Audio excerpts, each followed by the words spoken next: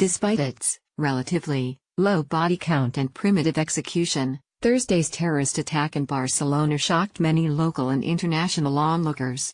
The Islamic State group was quick to claim responsibility for the attack, in which a van was deliberately driven into pedestrians on Barcelona's famed Las Ramblas strip. At least 13 people are dead, and around 100 have been left injured. The location and targeting of the attack deviates from IS's previous efforts. These have typically focused on punishing countries directly involved in military operations against it in Syria and Iraq. But how reliable are its claims of responsibility? And why was Spain chosen, given its relatively inconsequential role in the fight against IS? The validity of IS's claims. Verifying the culpability of terror attacks can traditionally be a tricky affair. Given that organizations that engage in terrorism are doing so from a position of weakness, there is always an incentive to lie in order to bolster mystique and inflate the image of threat. But in this regard, IS seems to differ from previous groups. It has typically been reliably truthful in what it claims to have been its actions. One Australian example of this can be found in the 2014 Lint Cafe siege. The perpetrator, Manharan Monis, proclaimed he was acting under his auspices. But despite this declaration, and the potential propaganda victory it could bring, IS resisted such advances and distanced itself from the incident.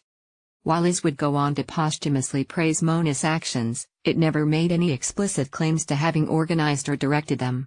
No pre-existing relationship was found in the subsequent inquest. This incident, along with many others, seems to indicate that while IS claims a butcher's bill of heinous activities, it doesn't tend to overtly lie about them. Such a policy, while initially appearing counterintuitive, maintains IS's perception as a trustworthy source of information. This is particularly important in recruitment efforts, and makes it difficult for governments to challenge IS's claims in counter-propaganda. For IS, maintaining a twisted sense of chivalrous virtue remains paramount. Spain and the clash of civilizations. The Barcelona attack also reflects IS's view of the world as a civilizational clash. Described as a reluctant partner in the anti-IS coalition, Spain has resisted entreaties to join military efforts. Instead, it has opted for what it sees as a less risky role, providing logistical aid and training to local Iraqi forces, as well as preventing homegrown attempts to support IS abroad. Spain's limited role in the fight, particularly in contrast to other terror victims such as France and the US, might lead one to expect it to be relatively low on IS's hit list.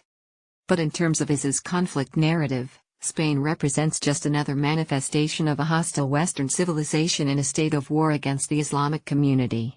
This leaves it more than open for reprisals. At a spiritual level, Spain also holds a special place in IS's mythology. Once a part of the Islamic Empire, al-Ándalus, as it is known in Arabic, is seen by many IS ideologues as a natural territorial part of the end-state caliphate and currently under direct occupation by infidels. Shock and bore. Terrorist reprisals like this attack are likely to intensify temporarily against Western targets throughout Europe and further abroad over the coming months and years, as the IS is systematically deconstructed on its home turf in Iraq and Syria.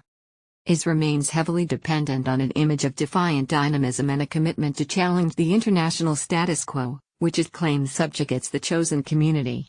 As its ability to function as a state continues to decline, it will increasingly seek to maintain such a mystique through acts of spite against those that have prevented it from achieving its goal of a caliphate. Despite a likely future increase in terrorist attacks, IS also risks a growing public disinterest and apathy toward its activities.